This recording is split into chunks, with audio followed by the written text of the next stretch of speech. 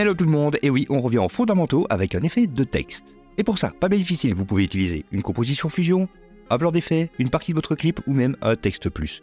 Nous, on va faire les foufous et on va se rendre dans la bibliothèque d'effets, partie effets, je prends une composition fusion, je la glisse dans ma timeline. Ensuite, je fais un clic droit dessus, Change Clip Duration, et je vais lui définir une durée totale. Par exemple, ici, 5 secondes, c'est un peu trop, je vais lui dire tu vas en durer 3.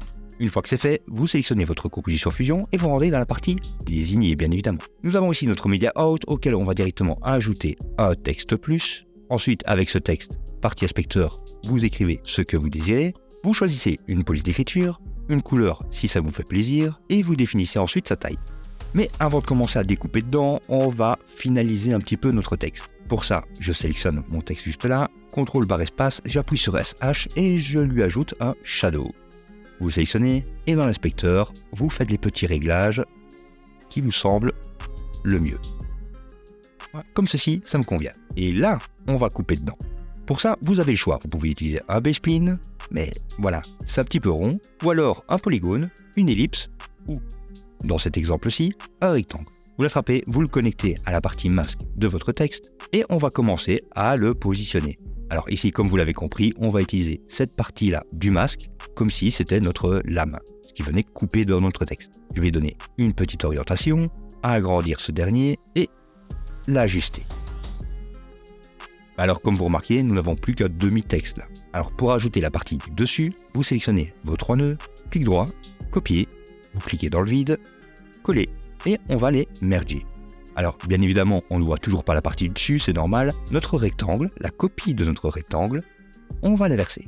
Et là, on peut remarquer qu'il y a un tout petit souci, c'est que la partie du dessus est mise, évidemment, par-dessus la partie du bas. Vous sélectionnez votre merge, CTRL-T, et voilà, problème réglé. Il nous reste juste une toute petite ligne qui passe dans notre texte, juste là, mais ça, on va le régler avec un transform. Un transform qu'on va ajouter à notre partie basse. Vous sélectionnez le shadow et vous lui ajoutez un transform comme ceci. Et pour régler ça, c'est pas bien difficile. Ici, dans les Y, je vais juste monter un tout petit peu. Voilà, de 0,500 à 0,501 et ça suffit. Et justement, notre transform, lui, il va nous servir à créer notre animation. Je vais remettre le center X et Y à 0, enfin à ses paramètres d'origine du moins, pour avoir juste la petite ligne et déplacer le point de pivot dessus. Comme ça, quand je modifierai l'angle, je peux couper et ouvrir comme ceci. Mais avant de découper dedans, on va d'abord faire apparaître notre texte. Alors, à l'ensemble, ici, je vais lui ajouter un transform et disons qu'on va le faire grossir sur les 20 premières images. Je sélectionne ce dernier, dans la taille ici, je mets un point clé, à l'image numéro 0, je réduis à 0, j'ouvre les splines, je sélectionne la taille, zoom to fit, je sélectionne mes points et j'appuie sur S. Ici, je vais même le faire apparaître un petit peu plus lentement, pour obtenir ceci. Et comme vous l'avez compris, c'est sur le reste des images que nous allons le découper en morceaux. Alors, maintenant que nous avons défini un point de pivot avec notre premier transform, on va régler sa hauteur. Voilà, et on va mettre, comme on est déjà à la 20e image, un point clé, ou peut-être le laisser afficher juste un tout petit peu, et on va faire sur 10 images notre animation. Pour ça, vous pouvez déjà mettre un point clé sur le center X et Y, et un sur l'angle. Et là, on va dire que c'est sur ces 10 images-là, de 25 à 35, le texte se découpe comme ceci. Donc je répète, il apparaît et se fait découper. Il nous reste maintenant à faire chuter la partie du bas. Pour ça, on part de l'image numéro 35, on remet un point clé sur les X et les Y, et tout doucement, il va commencer, donc tout doucement sur quelques images, on va le faire descendre. On va voir ceci. Et à partir de ce moment-ci, là maintenant, on peut remettre encore un point clé sur l'angle, et on va le faire chuter beaucoup plus vite. Ici, je vais modifier encore un peu plus cette dernière, et le faire disparaître.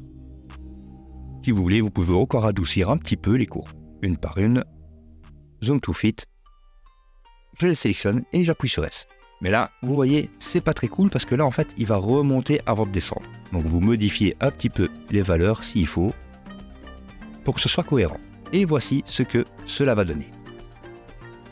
Une coupe, et ça chute. Bien évidemment, vous pouvez modifier les points clés et faire chuter encore plus vite si vous le désirez. Pour ça, vous fermez les splines et vous ouvrez le keyframe. Là, vous y retrouverez évidemment tous vos nœuds que vous avez ajoutés et plus particulièrement le transform numéro 1. Alors, le déplacement, vous pouvez le sélectionner, appuyez sur le zoom to fit et là, vous voyez, nous avons nos poids clés. Alors, ce qu'on pourrait faire peut-être, c'est sélectionner un de ces derniers et venir le rapprocher un tout petit peu. Comme vous voyez, nous avons déplacé le poids clé juste là. Et ainsi, il chute un tout petit peu plus vite. Et maintenant, si vous le désirez, vous pouvez ajouter le petit coup de sabre. Pour ça, c'est pas bien difficile. On va utiliser un background qu'on va merger directement à notre dernier nœud ou avant-dernier nœud parce qu'on va rien merger à notre media out. Vous sélectionnez ce dernier, vous choisissez une couleur et on sait qu'on a notre couple qui se faisait de l'image numéro 20 à l'image numéro 30. Donc c'est dans cette zone-là qu'on va plus ou moins faire notre animation.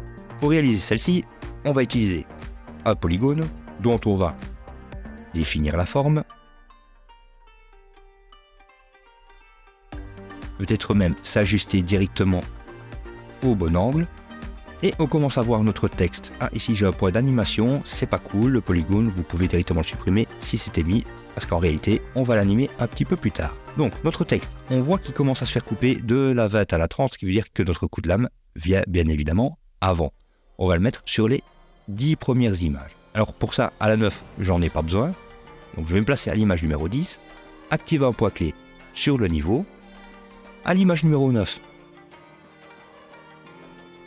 complètement invisible, donc comme ça, elle apparaît d'un coup. Et c'est maintenant de l'image numéro 10 à l'image numéro 20 qu'on va la réduire. Je reviens à l'image numéro 10, là maintenant, je peux activer le right click, et à l'image numéro 20, je le réduis au minimum. Je remets un poids clé sur le level, et disons que 5 images plus tard, le niveau tombe à 0. Ce qui nous donne ceci comme résultat.